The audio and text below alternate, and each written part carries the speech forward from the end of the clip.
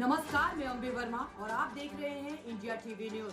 तो चलिए आगे बढ़ते हैं कुछ खास खबरों की ओर। सुधाकर सिंह बोले, 1 साल में गिरेगी एनडीए सरकार, 8 से 12 महीने में नई सरकार बनाने का दावा। सांसद बनने के बाद कैमूर पहुंचे थे। बक्सर लोकसभा सीट से चुनाव जीतने के बाद राजद सांसद सुधाकर सिंह मंगलवार को अपनी विधानसभा रामगढ़ पहुंचे, जहां पर खुले मंच से केंद्र की नई सरकार पर जमकर हमला किया। उन्होंने कहा कि ये एनडीए की ढीली ढाली सरकार 5 साल तक चलने वाली नहीं है। आप लोग चौंकिएगा नहीं, आने वाले 8 से 12 महीनों के अंदर देश में नई सरकार बनेगी। उन्होंने कहा कि वह दिल्ली में 2 दिन रहे और इस दौरान दर्जनों मीडिया ने उनका इंटरव्यू लिया।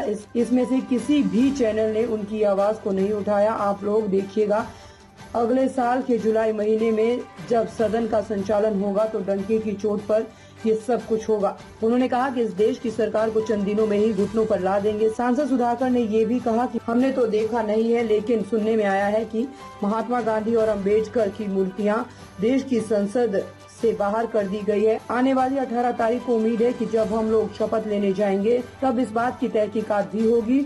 वहीं अगर ऐसा हुआ तो याद रखिएगा, ये देश लंबा संघर्ष देखेगा। बक्सर से आरजेडी के प्रदेश अध्यक्ष जगदानंद सिंह के बेटे सुधाकर सिंह और बीजेपी से मिथिलेश तिवारी के बीच मुकाबला था।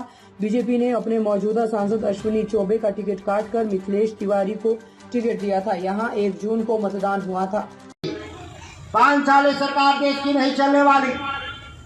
साफ साफ मैं बता दूं आपको, ये देश की जो सरकार है ढीली ढाली सरकार है और जिस अहमन्यता के साथ इस देश में सरकार चलाने का प्रयास भारतीय जनता पार्टी के द्वारा किया जा रहा है, आने वाले वक्त में 8 से 12 महीने के भीतर इस देश में नई सरकार बनेगी।